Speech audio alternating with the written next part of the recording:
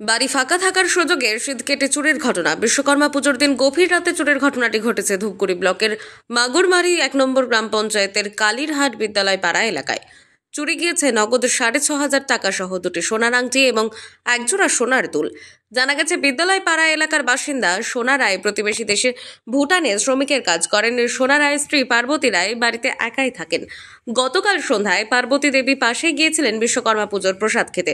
এরপর 10টা নাগাদ বাড়িতে ফিরে সবকিছু দেখে বাড়িতে স্বামী না থাকায় পাশের বাড়িতে থাকতে গিয়েছিলেন। বুধবার সকালে উঠে বাড়িতে এসে দেখেন ঘরের শীত কাটা। এরপর ঘরে ঢুকে দেখেন চোর নগদ টাকা সহ সোনার দুটি আংটি ও সোনার দুল চুরি করে নিয়ে গিয়েছে। এরপর প্রতিবেশীদের বিষয়টি জানান তিনি। আমার বাড়িতে আমি কালকে বিশ্বকর্মা পূজা ছিল, ওখানে গেছিলাম এক জায়গায় প্রসাদ খেতে। প্রসাদ খাইয়ে দিয়ে আসলাম, তখন বাজে 10টা। 10:30টার সময় আমি আমার গার্জিয়ান বাড়িতে থাকে না, বাইরে গেছে কাজের ইসেতে।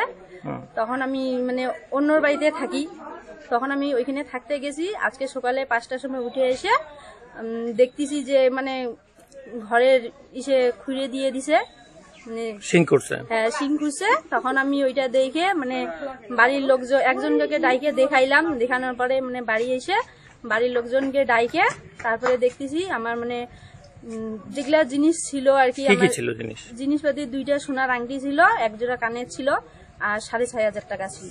দেখা যায় পাশেই আরেকটি বাড়িতেও ঘরের শীত কাটা রয়েছে, তবে সেখানে চোর চুরি করতে পারেনি। একদিকে চোরের ঘটনায় ধূপগুড়ি থানায় অভিযোগ দায়ের করেছেন পার্বতী দেবী।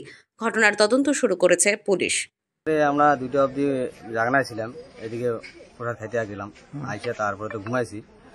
তারপরে 2টা 3টের দিকে এরকম ঘটনা হয়েছে। আমরা তো এই ঘরে ছিলাম আর ওই ঘরে কেউ ছিল না।